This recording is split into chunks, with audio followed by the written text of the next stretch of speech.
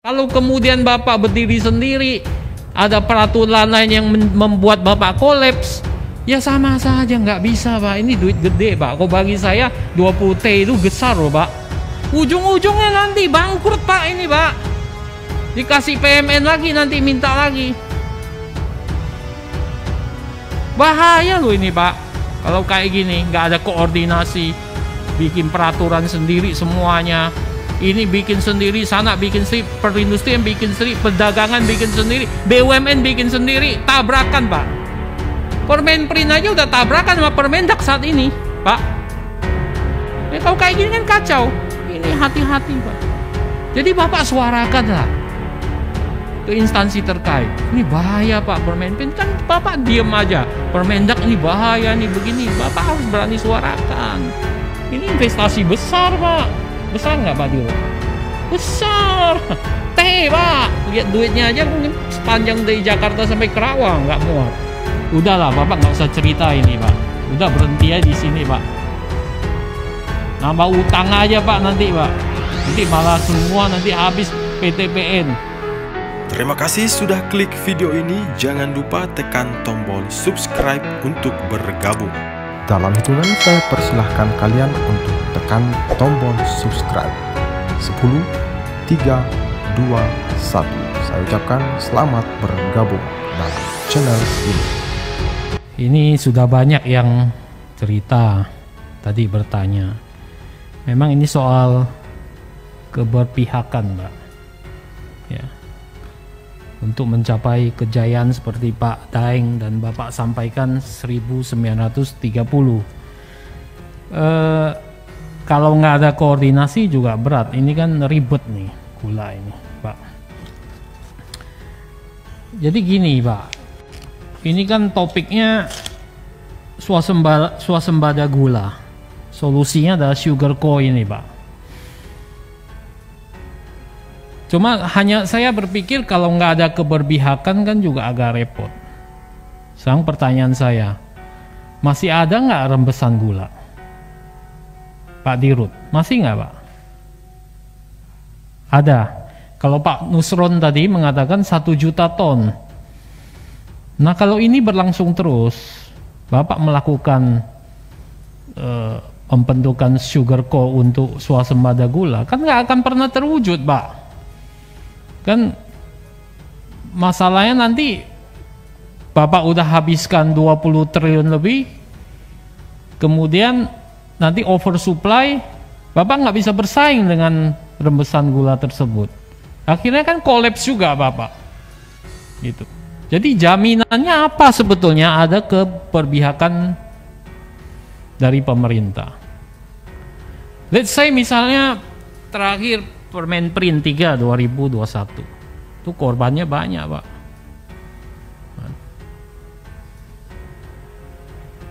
Itu kalau Bapak cermati demarkasi Pak,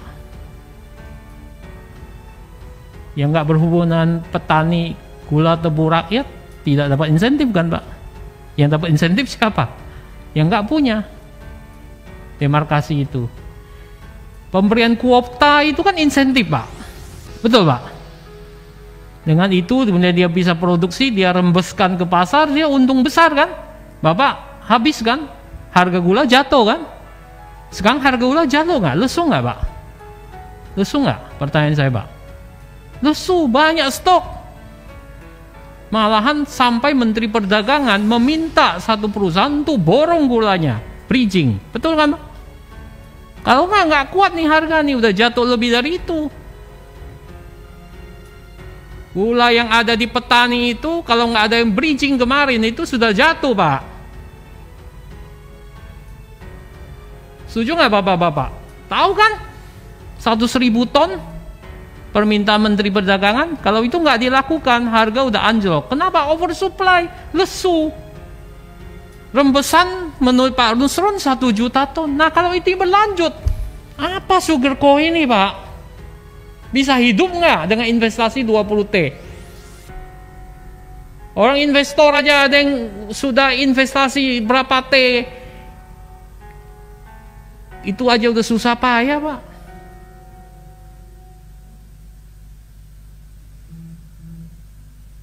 Nah ini harus dipikirkan. Jangan sampai minta 20T ya ke INA dan sebagainya, itu kan juga ada tanggung jawabnya Pak. Saya Pak tahu nggak ke bank ini kan, nggak ke bank domestik, minta nanti ke INA ya, yang Undang-Undang Ciptaker kita sahkan tuh, Lembaga Pengelola Investasi. Tapi ini kalau nggak ada strategic plan, nggak ada keberpihakan dari pemerintah, ya habis Pak ini Pak. Orang juga nggak mau Pak. Bapak Permenprin udah pelajari belum? Sudah. Bisa terjadi rembesan nggak? Bisa nggak Pak? Bisa. Pasal 2 ayat 6. Kalau pemindahan kedatangan pot arrival itu nggak perlu rekomendasi loh Pak. Jadi kalau potnya di A dilandingkan di B, bisa loh Pak. Nah kalau ini terjadi kan rembes ini Pak. Ini kan polusi terjadi, potensi rembes Pak. Nah kalau ini kan nggak ada keberpihakan Pak. Nggak ada insentif buat Bapak pabrik gula, tani rakyat. Nah makanya saya tanya ini, swasembada ini asumsinya apa bisa berhasil? Ini yang harus Bapak kemukakan. Asumsinya apa? Dengan stakeholder yang lain, dengan ekosistem yang lain, bagaimana? Kalau kemudian Bapak berdiri sendiri, ada peraturan lain yang membuat Bapak kolaps, ya sama saja, nggak bisa Pak. Ini duit gede Pak. Kok bagi saya 20T itu besar loh Pak. Satu industri gula, satu pabrik gula tuh kalau yang high standard tuh 4,5T loh Pak. Ada yang investasi 4,5T loh Pak. Jadi tolonglah dipikirkan Pak Dirut, jangan hanya sugar coke, swasembada. Ujung-ujungnya nanti bangkrut Pak ini Pak. Dikasih PMN lagi, nanti minta lagi. Bahaya loh ini Pak. Kalau kayak gini, nggak ada koordinasi, bikin peraturan sendiri semuanya. Ini bikin sendiri, sana bikin sendiri, perindustrian bikin sendiri, perdagangan bikin sendiri, BUMN bikin sendiri, tabrakan Pak. Permenprin aja udah tabrakan sama Permendak saat ini, Pak. Kalau kayak gini kan kacau.